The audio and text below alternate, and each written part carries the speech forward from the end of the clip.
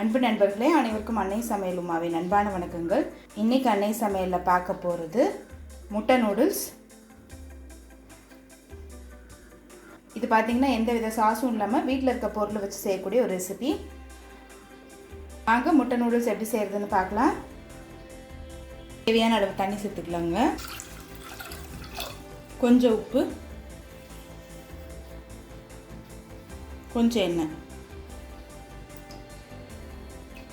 அடுத்தது இதில் நூடுல்ஸ் சேர்த்துக்கலாங்க. இது பார்த்திங்கன்னா கோதுமையிலே செய்யப்பட்ட நூடுல்ஸு. இப்போ நூடுல்ஸ் ஃபுல்லாக வேகக்கூடாதுங்க, ஒரு 90% தான் வேகணும். இப்போ இது கூடவே தக்காளி சேர்த்துக்கலாம். இப்போ 5 நிமிஷம் கழித்து தக்காளியை மட்டும் எடுத்துடலாங்க. இப்போ நூடுல்ஸ் பாருங்கள் நல்லா சாஃப்டாகிடுச்சு. இதுக்கு மேலே இருந்ததுன்னா குழஞ்சிடும். நூடுல்ஸை மட்டும் எடுத்து தனியாக வச்சிடலாங்க. உங்கள்கிட்ட கொலாண்டர் இருந்ததுன்னா அதை யூஸ் பண்ணிக்கோங்க.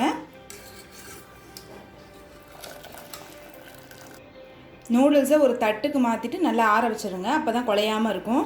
இப்போ அந்த தக்காளியை தோல் உரிச்சிடலாங்க.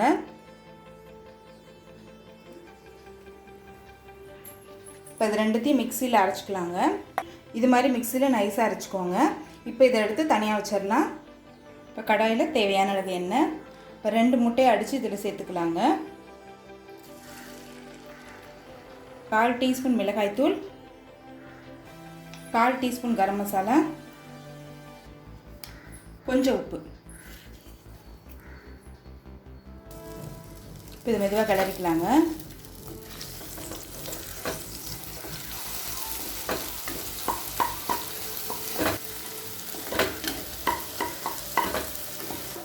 முட்டை பார்த்தீங்கன்னா பெரிய பெரிய பீசஸாக இருக்கக்கூடாது, ஓரளவு மீடியம் பீசஸாக இருக்கணும்.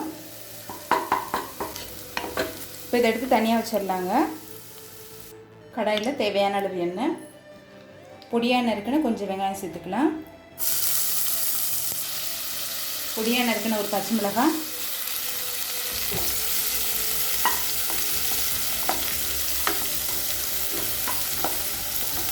ஒரு டீஸ்பூன் இஞ்சி பூண்டு விழுது,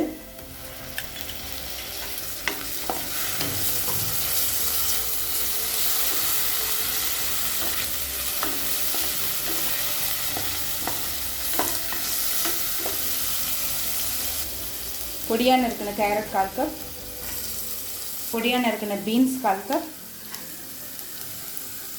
பொடியாக நறுக்கின முட்டைக்கோஸ் 1/4 கப்.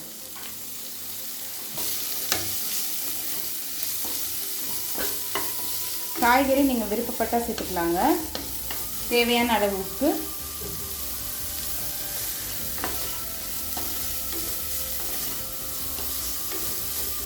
அடுத்தது நம்ம அரைச்சி வச்சுருக்க தக்காளி இதில் சேர்த்துக்கலாம்.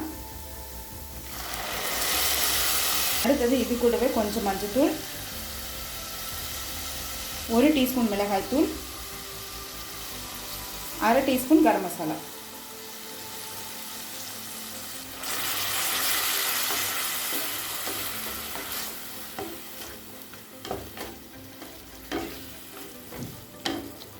இப்போ மிளகாய்த்தூள் வாசனை போக 1 நிமிஷம் வரைக்கும் நல்லா வதக்கியாச்சுங்க. இது கூடவே 1/4 கப் அளவுக்கு தண்ணி சேர்த்துக்கலாம்.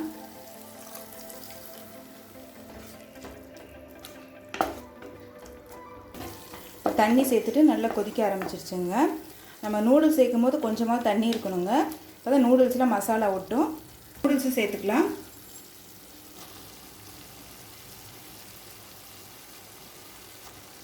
கொஞ்சம் ஸ்ப்ரிங் ஆனியன். இப்போ நம்ம முட்டையை சேர்த்துக்கலாம்.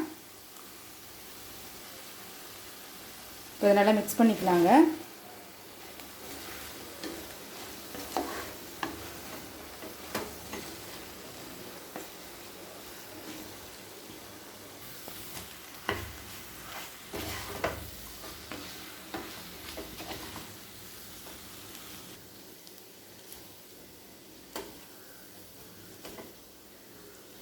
நல்லா மிக்ஸ் பண்ணிக்கோங்க, இல்லைன்னா முட்டை தனியாக வெஜிடபிள்ஸ் தனியாக அப்படி இருக்கும்.